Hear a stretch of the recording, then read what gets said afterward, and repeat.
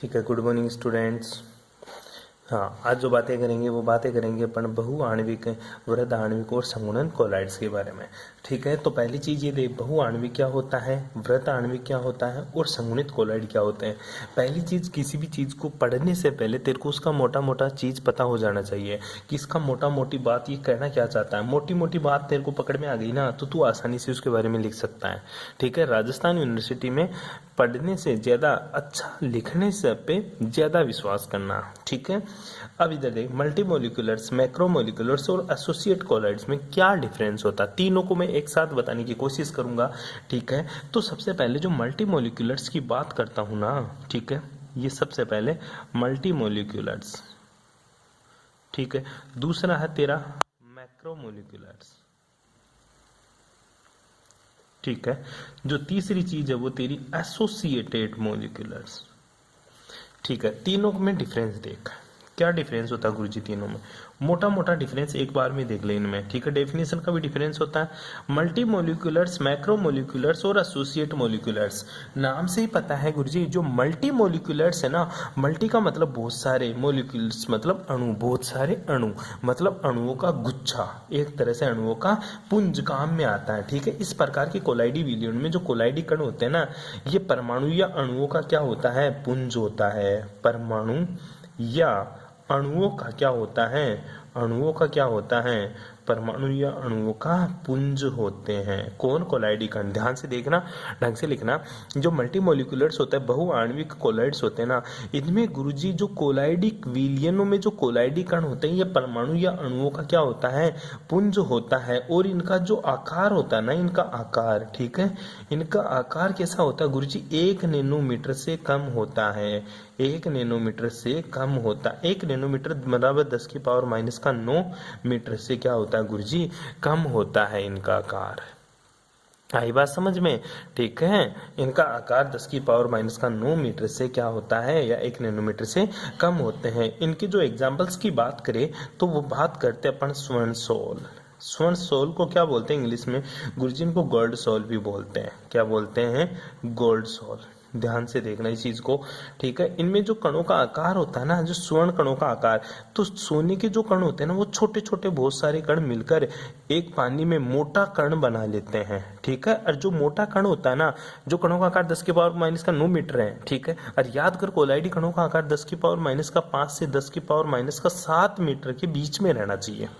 ठीक है, 10⁻⁷ मीटर के बीच में रहना चाहिए। अब ध्यान दे, इनके बीच में कोलाइडी कण का आकार तो नहीं है गुरुजी, इनका कण तो बड़ा है, इनका आकार तो बड़ा है, इसका और भी छोटा है। तो छोटा कण है तो ये क्या करेंगे, मल्टी मोलिकुलर्स मतलब छोटे छोटे कण मिलकर क्या करेंगे, एक मोटा कण बनाएंगे जिसका आकार इसकी रेंज में आ जाएगा, और इसकी रेंज में आते क्या बनाएगा, एक कोलॉइड विलियन का निर्माण कर लेगा। ठीक है, ध्यान से देखना। इसी तरह तेरे जैसे S8 सल्फर का सोल, ये इसके बेस्ट एग्जाम्पल है किसके, बहुआण्विक कोलाइड के। अब चलते हैं वृहद आणविक कोलाइड। ठीक है, इसमें क्या होते हैं गुरुजी, जो परमाणु होते हैं ना, ठीक है, परमाणु या आयन या अणु, ये क्या, ये मिलकर क्या करते हैं, कोलाइडी विलियन का निर्माण करता है।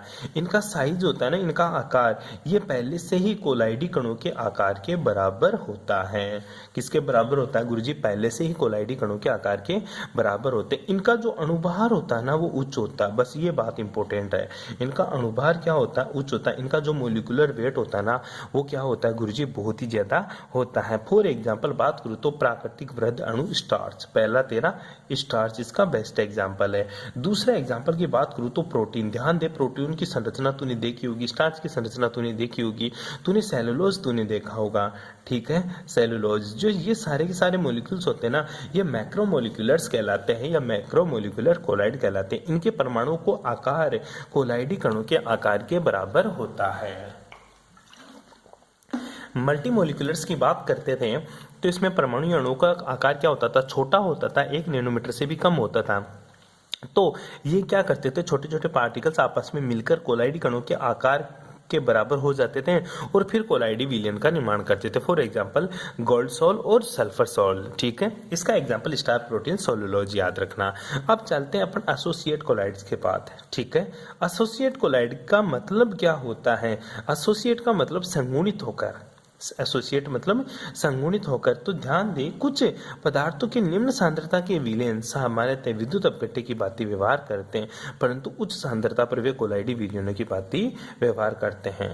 ध्यान दे, बात को समझ। कुछ एसोसिएट का मतलब जुड़ना, ये देख, एसोसिएट का मतलब जुड़ना, ठीक है। ये क्या कैसे बनते हैं गुरुजी? इनमें क्या होते हैं, परमाणु या आयन होते हैं ना, परमाणु या अणु, ठीक है। इनका आकार क्या होता है, निम्न होता है। किससे? कोलाइडी कणों से, ठीक है। इनका परमाणु या अणुओं का आकार क्या होता है, कोलाइडी कणों के आकार से कम होता है। लेकिन इसमें जैसे ही अपन इलेक्ट्रोलाइट, ठीक है, इलेक्ट्रोलाइट, ठीक है, इलेक्ट्रोलाइट या इलेक्ट्रिसिटी डालते हैं तो ये कण आपस में जुड़कर या एसोसिएट होकर किसके आकार के बराबर हो जाते हैं, कोलाइडी कणों के आकार के बराबर हो जाते हैं और वो कोलाइडी विलयन की भांति व्यवहार करने लग जाते हैं। फॉर एग्जाम्पल अपन मिसाइल की बात करें ना, ठीक है, मिसाइल का नाम सुना आप लोगों ने, ठीक है, बराक ओबामा की वाइफ, वो मिसाइल नहीं। मिसाइल का मतलब तेरा जो तू एसोसिएटेड मॉलिक्यूल्स होते हैं उसी को मिसाइल्स बोलते हैं। संगुणित कणों को क्या बोलते हैं, मिसाइल। मिसाइल किसको बोलेगा तू, संगुणित, संगुणित कणों को क्या बोलेगा तू, मिसाइल। मतलब एसोसिएटेड मॉलिक्यूल्स क्या कहलाते हैं, मिसाइल कहलाते हैं। जैसे तेरे साबुन का भी मिसाइल बनता है, ठीक है। ये बस छोटी सी बात याद रखनी है, बस इसी तरह याद करेगा इसको। मल्टीमोलिकुलर, छोटे छोटे मॉलिक्यूल्स जुड़कर क्या बनाते हैं, बड़ा मॉलिक्यूल्स बनाते हैं, जिसका आकार किसके बराबर हो जाता है, कोलाइडी कणों के आकार के बराबर हो जाता है। इसको मल्टीमोलिकुलर्स बोलते हैं। मैक्रोमोलिकुलर्स का आकार पहले से ही कोलाइडी कणों के आकार के बराबर होते हैं, परंतु इनका अणुभार उच्च होता है। फॉर एग्जांपल स्टार्च, प्रोटीन और सेलुलोज। एसोसिएटेड मॉलिक्यूल्स की बात करें तो परमाणु अणु होते हैं जो जिनमें कंडक्टेंस नहीं डालेगा तो वो क्या बनाएंगे, ट्रू सॉल्यूशन बनाएंगे। लेकिन इलेक्ट्रिसिटी या फिर इलेक्ट्रोलाइट डालने के बाद में उनके कण एसोसिएट होकर मिसाइल का निर्माण करता है, और जो मिसाइल होता है वही कोलाइडी कण कहलाते हैं, ठीक है। यहां तक किसी को कोई दिक्कत नहीं होनी चाहिए मेरे भाई। उसके बाद में अपन जो बात करते हैं ना, वो बड़ी इंटरेस्टिंग बात करेंगे। कौन सा, कोलाइडी विलयन या सोल। क्योंकि तूने सोल का नाम पढ़ लिया ना, तो तू हेडिंग लगा दे कोलाइडी विलयन या सोल, ठीक है। क्या लिखेगा, कोलाइडी विलयन या सोल, ठीक है। मीन्स ठोस दरों में, ठोस दर में। बड़ी इंटरेस्टिंग बात है, क्वेश्चन आता है यहां से, ठीक है। यहीं से क्वेश्चन पुट अप करेगा तेरे से, और ये तेरे को पढ़ना है, ठीक है। पहली बात तो ठोस दरों का मतलब क्या हुआ गुरुजी, इसको दे इंग्लिश वाले बच्चे कैसे पढ़ेंगे। इंग्लिश में भी इसी चीज को मेरे भाई ऐसे बोलेंगे, कोलाइडी सॉल्यूशन या सोल, कोलाइडी, ठीक है, कोलाइडल सॉल्यूशन या फिर सोल, ठीक है। और इसको जो लिखेंगे वो इंटरेस्टिंग लिखेंगे, solid in liquid, solid in liquid. ये इंटरेस्टिंग है। सॉलिड किस में है, लिक्विड में। ठोस किस में है, द्रव में। ठोस किस में है, द्रव में। सॉलिड किस में है, लिक्विड में। अगर सॉलिड लिक्विड में घुलता है तो किसका निर्माण करता है, सोल का निर्माण करता है। और ये सोल ही क्या है, तेरा एक कोलाइडी सॉल्यूशन है, ठीक है। तो कहना क्या चाहता है गुरुजी, यहाँ पे परिक्षिप्त प्रावस्था, परिक्षिप्त जो प्रावस्था है, जो परिक्षिप्त प्रावस्था है वो क्या है, तेरी ठोस है। और जो परिक्षेपण माध्यम है, क्या, परिक्षेपण माध्यम, ठीक है। जो परिक्षेपण माध्यम, डिस्पर्सन मीडियम, वो क्या है गुरुजी, द्रव है। ठोस किस में घुला हुआ है, द्रव में। ये ठोस तो एक तरह से तेरा विलेय है, क्या है, विलेय, सोल्यूट है। और द्रव क्या है, एक तरह से तेरा विलायक है, मतलब सॉल्वेंट है गुरुजी, ठीक है। इस तरह का जो कोलाइडी सॉल्यूशन होगा वो क्या कहलाता है गुरुजी, एक तरह से मेरा सोल का फॉर्मेशन करता है। किसका फॉर्मेशन करता है, सोल का, या फिर कोलाइडी विलयन का निर्माण करता है। तो द्रव से नहीं पदार्थों में।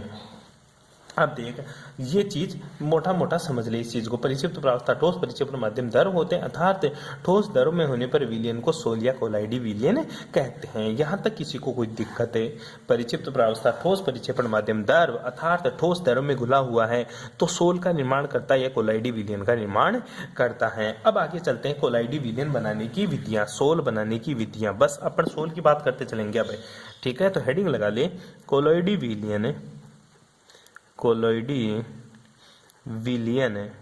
कोलाइडी विलयन मीन्स सोल, सोल स्पेशल पढ़ रहे अपन, सोल, ठीक है। क्योंकि कोलाइडी विलयन तो बहुत सारे होते हैं। कोलाइडी विलयन अर्थात सोल बनाने की विधियां, बनाने की विधियां, ठीक है। आजा इसके बारे में बात करते हैं। पहली चीज गुरुजी, कोलोइडी विलीन आपने दो तरह का पढ़ाया मेरे को। पहला द्रव स्नेही बताया था, बिल्कुल, तो पहला याद कर ले, द्रव स्नेही सोल, द्रव स्नेही सोल, ठीक है, या द्रव स्नेही कोलोइड, ठीक है। विलियन बनाने की विधियां, द्रव स्नेही सोल बनाने की विधियां, ठीक है। द्रव स्नेही कोलोइड विलियन या सोल बनाने की कोई विधि नहीं होती। क्यों नहीं होती? क्योंकि द्रव स्नेही परिक्षेपण माध्यम के संपर्क में आते शीघ्रता से कोलाइडीय अवस्था में चला जाता है। क्यों? क्योंकि द्रव स्नेही पदार्थ है, ठीक है। क्यों, क्या होता है, क्यों नहीं बना सकते, इसमें देख ले। द्रव स्नेही पदार्थ, क्या द्रव स्नेही पदार्थ, या फिर द्रव स्नेही पदार्थ कौन है यहाँ पे? परिक्षिप्त प्रावस्था, परिक्षिप्त प्रावस्था, ठीक है।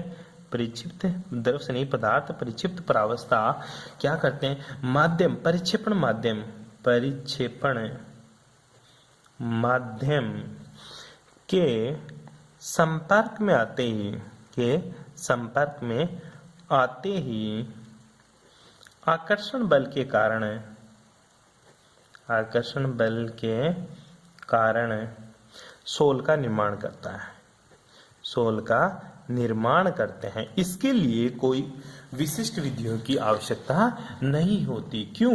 क्योंकि द्रव स्नेही सोल पदार्थों को केवल द्रव परिक्षेपण माध्यम में मिलाकर क्या करते हैं? हिलाते हैं और गर्म करते हैं, तो आसानी से सोल का निर्माण हो जाता है। बस कुछ नहीं करना, इसमें कुछ नहीं करना गुरुजी। द्रव स्नेही सोल पदार्थ या द्रव स्नेही सोल बनाने के लिए परिक्षेपण प्रावस्था को परिक्षेपण माध्यम में घोलकर या उसको गर्म करके या उसको हिलाकर आसानी से द्रव स्नेही सोल का निर्माण कर सकते हैं। फॉर एग्जाम्पल बात करूं तो मैं, जैसे तेरा जिलेटिन, ठीक है, जिलेटिन का तू सोल बना सकता है, जैसे स्टार्च का तू सोल बना सकता है, जैसे तू गोंद को पानी में मिक्स करके इसका क्या बना सकता है? सोल। ये सारे के सारे क्या है? द्रव स्नेही सोल। बात आती है द्रव विरोधी सोल बनाने की विधियां, वो है जो कि इंटरेस्टिंग है, ठीक है। दूसरा जो पॉइंट है तेरा वो कौन सा है? द्रव विरोधी सोल।